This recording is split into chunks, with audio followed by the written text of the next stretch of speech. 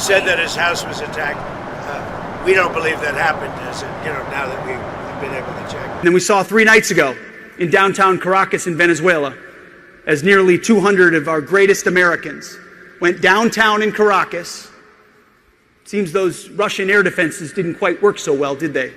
Ukrainian authorities on January 5 charged that Russia carried out an attack on a US-owned industrial plant in the city of Dnipro, framing it as part of a broader campaign against foreign businesses in the country. Dnipro's mayor said the strike caused roughly 300 tons of oil to spill out onto major roadways near the facility, creating a large-scale contamination and safety hazard. Ukrainian reports warned that the oil slick on the streets will disrupt traffic for several days as cleanup operations continue. Emergency services are using sand and other absorbent materials to contain and soak up the spill, working to prevent it from spreading further or entering drains. Officials said the attack also triggered a fire at the plant and damaged numerous cars as well as a nearby power line, compounding the impact on local infrastructure. The facility belongs to the U.S. agribusiness firm Bunge and is used to produce sunflower oil, according to Ukrainian outlet United 24 Media. Ukraine's foreign minister has alleged that this strike is part of a series of Russian attacks on U.S. and other foreign businesses operating in Ukraine since the full-scale invasion began. Boris Filatov said, quote, "As a result of the drone attack, 300 tons of oil spilled onto the roads of the Dnipro. Municipal workers are cleaning up, throwing sand and a mixture, but travel along the embankment will be impossible for about 2 to 3 days. For all our smart people who are currently discussing new personnel appointments. The Russians bombed American property because the plant is owned by the Bunge company of St. Louis, Missouri. Tell the world about it." Unquote. Andrii Sybiha said, quote, "A targeted Russian strike damaged a civilian sunflower oil production facility in Dnipro owned by the well-known American company Bunge. This attack was not a mistake. It was deliberate, as the Russians attempted to strike this facility multiple times. Russia has been targeting American businesses in Ukraine systemically. Russian strikes last year damaged Boeing offices in Kyiv, a major American-owned electronics manufacturer in Zakarpattia, and other facilities. Throughout the full-scale war, approximately half of U.S. chamber members in Ukraine saw damage or destruction to their facilities on various scales. Putin's attacks on American businesses and American interests in Ukraine show his complete disregard for peace efforts led by President Donald Trump. This is why it is so urgent to advance the peace process, and Ukraine is ready to move it forward, as well as to strengthen Ukraine's air defense and increase sanctions pressure. Moscow's refusal to reciprocate Ukraine's constructive steps toward peace must come at a cost, and the Kremlin must feel that this cost is serious." Unquote.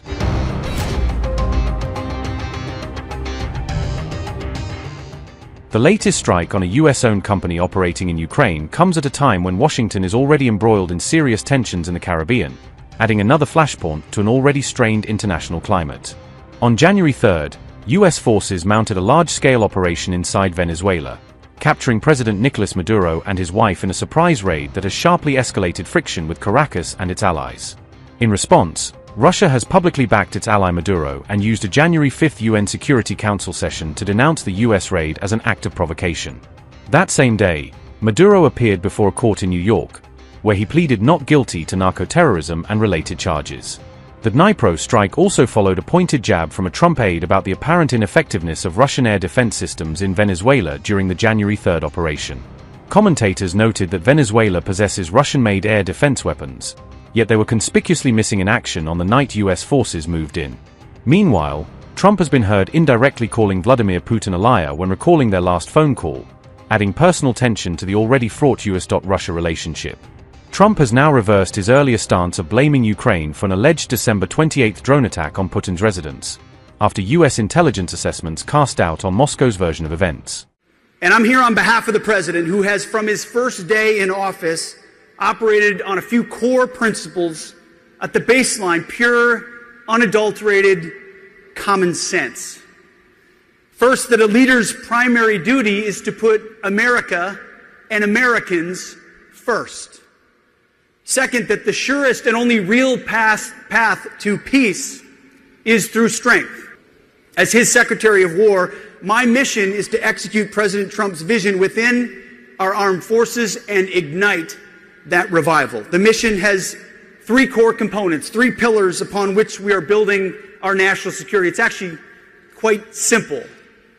First, we're reviving the warrior ethos inside our fighting force reminding our warriors and our uniformed military that their sole purpose is to be the most lethal fighting force on the planet. So no more DEI, no more dudes in dresses, no more distractions. We're done with that. It's just standards, accountability, readiness, training, discipline, and lethality. Back to basics across the department, which is what our warriors really want. Deterrence is back. Not to mention drug boats in the Caribbean and the Eastern Pacific carrying drugs headed to the United States to poison the American people. We're not playing the whole catch and release game anymore. These are foreign terrorist organizations, the Al-Qaeda of our hemisphere, and we will sink every drug boat headed in our direction. Reestablishing deterrence. Our southern border, which allowed an invasion of people we didn't know who they were under the previous administration, 7 months of zero crossings at our border. A country that isn't sovereign is not a country. Reestablishing deterrence. And then we saw 3 nights ago in downtown Caracas in Venezuela, as nearly 200 of our greatest Americans went downtown in Caracas. It seems those Russian air defenses didn't quite work so well, did they? Downtown Caracas, and grabbed an indicted individual wanted by American justice in support of law enforcement without a single American killed. Reestablishing deterrence. Because of President Trump's leadership, the world is taking notice. They're noticing American power, they're noticing American strength, they're noticing American clarity and leadership, and you are at the core of ensuring that happens. Everything we're doing is aimed at those goals. And that's why just before Christmas at Mar-a-Lago, I had the privilege of joining President Trump and the Secretary of the Navy for a historic announcement, the creation of the Golden Fleet. The Golden Fleet is the Navy's investment to revitalize America's maritime industrial base and rapidly build and sustain the fleet and fundamentally change how we do business and maintain military supremacy. This new battle fleet, anchored by a new generation of Trump-class battleships, is a declaration to the world that our command of the seas is and will remain non-negotiable. Allow me for a moment to speak plainly about the threats to that freedom. We find ourselves in a world of growing threats, a world the comfortable elites in Washington refuse to acknowledge for far too long. For decades, a bipartisan consensus sold this country a dangerous fantasy. They told us that history was over, that the rise of peer competitors was a relic of the past, and that we could afford to trade out our industrial might the way it is in a global economy. Foolishness, recklessness. Not anymore. Not under President Trump.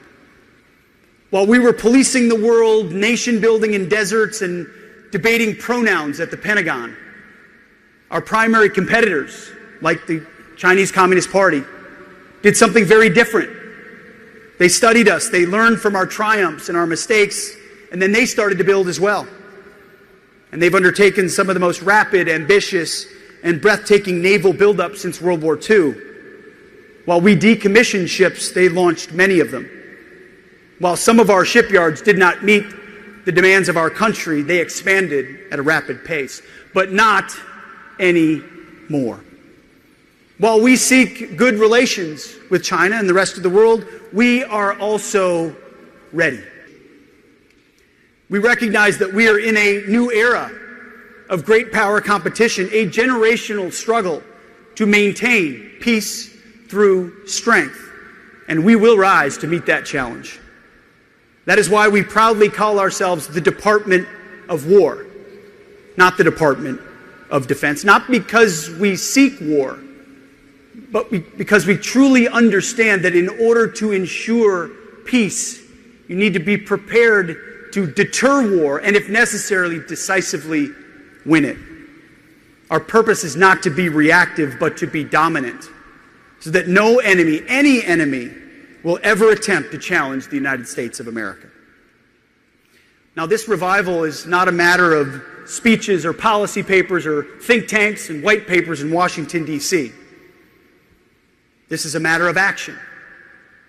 Across the entire War Department, we are developing new operational concepts. We're deploying cutting-edge technologies at a speed that's not been seen in generations. So you said that you were really very angry with the Ukrainian President Zelensky if he was the one who conducted that strike on Putin's residence. I don't believe that strike happened. Right. So Putin had said in that phone call to you that that strike happened. You came out and said that, and you believed Putin. There was some criticism. There is something that happened fairly nearby, but had nothing to do with this. Why did you believe Putin in that moment and then go say that about Ukraine? Because nobody knew at that moment. I mean, that was the first I heard about it. So why not? He said that his house was attacked. We don't believe that happened, as it, now that we've been able to check. Yeah. But that was the first we ever heard about it. We just hope that Russia and Ukraine get it settled. Amen. It's costing us nothing. In fact, we make money because unlike Biden gave $350 billion, gave it away. Now, I got a lot of it back because we did a rare earth deal going into rare earth. And we're going to get a lot of that money back, maybe all of the money, maybe more than all of the money. But we get paid now whenever we send anything, they pay. So this isn't an economic thing for us. This is a soul. This is a situation where on average 25,000 souls, 25,000 soldiers mostly, and some people from Kyiv and different cities, but a very small number by comparison. But 25,000 to 30,000 soldiers are being killed every single month. And they're not from America, they're from Russia and they're from Ukraine. And if I can get it stopped, I'd like to get it stopped. And I think we will.